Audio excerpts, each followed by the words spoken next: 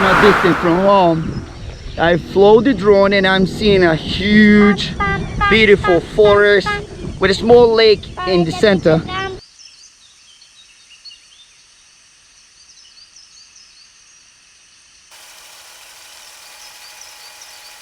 You take a sound, any sound, record it, and then change its nature by a multiplicity of operations. You record it at different speeds, you play it backwards, you add it to itself over and over again.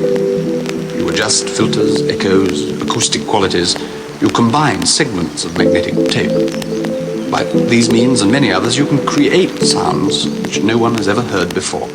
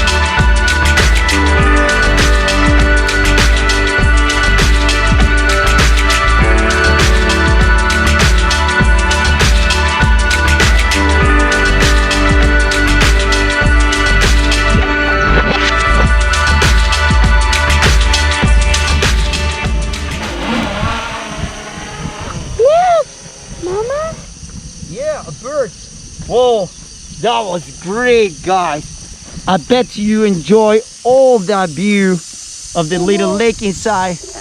Awesome and unique sunset. I always say sunsets are unique, guys.